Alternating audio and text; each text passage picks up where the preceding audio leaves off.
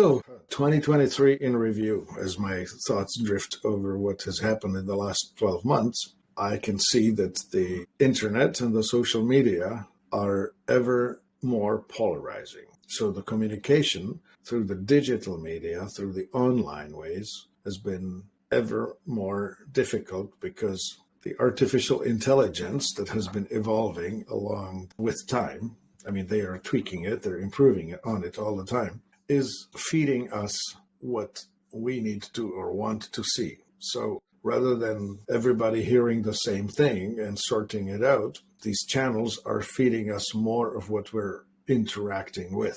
So if I click on something, they remember that. If I respond to something, they really remember that. And if I post something, they remember that even more. So as I interact with it, if I only respond to certain types of stimuli, let's just say that if I were on the democratic mindset, I would be responding critically to the conservative thoughts, and I would be responding favorably to the liberal thoughts, and vice versa. And this is now going to essentially create this channel that feeds me specific information and excluding other. And I start thinking that everyone is thinking like me, and I'll narrow my worldview to the exclusion of others. Now, this new development with ChatGPT, the OpenAI 3.5 already been around for a year, 4.0 is now released in the paid version. That interface is getting ever so more clever. Here's what I want to say. Back in 1996, when I started contemplating the internet, I wrote an article in which I said, trust is going to become the most valuable commodity. Trust is a really interesting thing. There are two kinds of trust. We have trust in the personal sense, where I can trust my friend to come and do something with me, for me, without betraying me, without hurting me. Just somebody who's on my team will do right by me. That's the interpersonal trust. And then there is the economic or societal trust in the following way. Like, it's awesome that I can trust that when I make transaction, as in like buy something or sell something, that it will actually happen. So for one thing, that the thing will deliver. For the second, that the thing will work as advertised. And if not, that there will be some sort of recourse for me to get right the situation. So that would be the economic interaction with one another, buying stuff, or interacting with societal things like fire protection, police protection, just general neighborhood, getting along with one another, driving, right? Just imagine that we are driving at high speeds on strips of pavement separated from one another only by a line, that sometimes even in just imaginary line, and we trust that the other party will not cross over and cause a head-on collision, which sometimes happens. Those are the accidents, but most of the time it's working. So you can rely on travel. I mean, something as complex as an airline hiring pilots that are going to fly responsibly to where we need to go or want to go, mechanics maintaining the airplane responsibly, well enough, whatever, the people who made the fuel, making the fuel reliably so that it actually does what it does, because when we're in the air, and if the fuel runs out or if the fuel stops working, the whole plane goes to heck.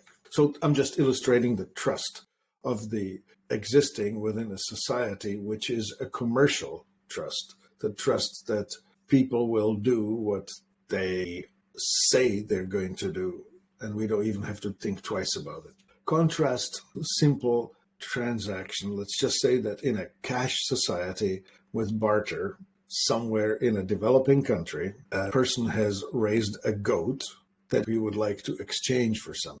So if he's in a remote village, he has to walk with the goat to the market somewhere in a town. In the market, set up this goat as a commodity that he wants to trade for something.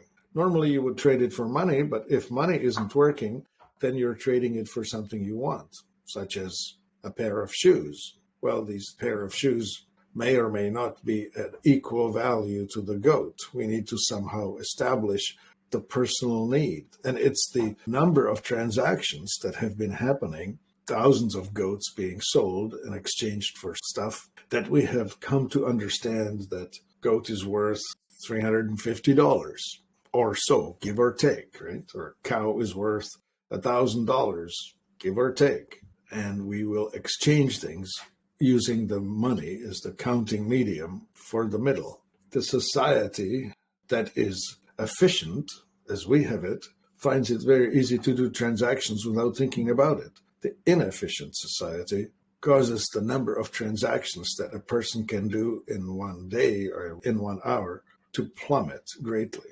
And so, as we threatened right now with the devolution, as we're threatened with this whole thing coming apart because trust is being eroded, we may be losing not just the commercial trust, right? As that starts to come into question, we may end up losing the economic advantage that we've had.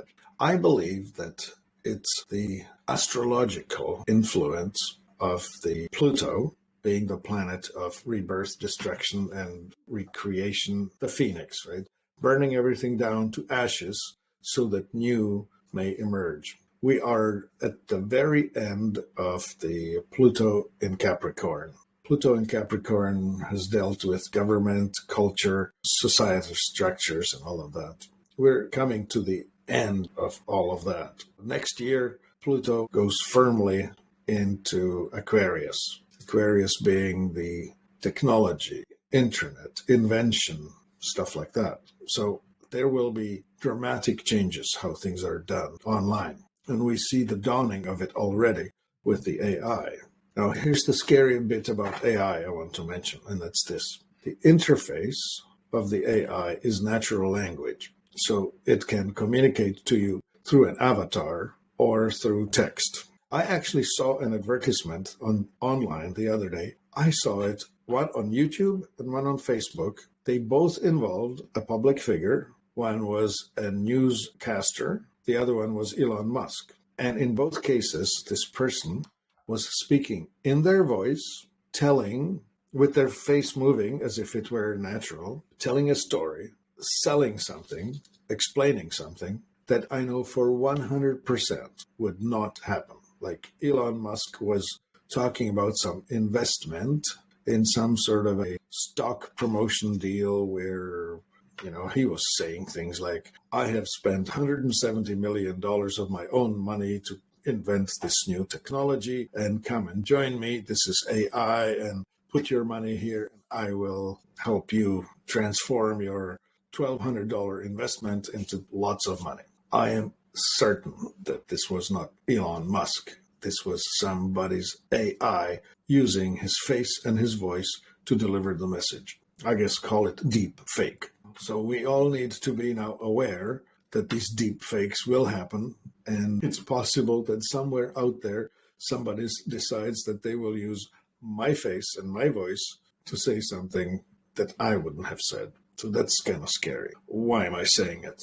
That the AI interface is like a spokesperson put in front of a corporation. A corporation is a business that is only interested in extracting money from the market so that it can sustain itself. It does not necessarily have any morals. It only is interested in profit generation. This has been an issue all along, and corporations have been hiring spokespeople, like hiring a famous athlete or hiring a famous actor or a model, an actress, to represent their goods and let us think that the product is actually sold to us by the person, and we somehow associate the trust we have in that person into the whatever's behind it, the commercial transaction. So that has been going on for a good while, right? Since radio, since television, since printed press and all of that. And that's deceptive because it tells you a lie. You somehow get hijacked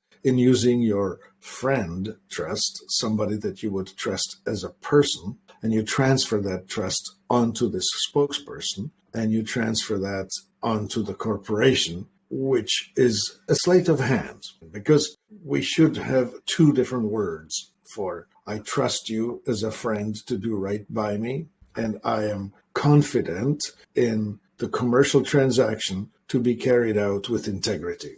But what happens is, of course, that you transfer your friendship trust onto the commercial transaction. Now, I'm doing that same thing here, right? Like myself, I am the spokesperson for me, and I represent a company too. Life Enthusiast is a commercial enterprise. And so my reputation, which is user reviews and what you have experienced in your interactions with me and us, yourself, or your friends, are that very process.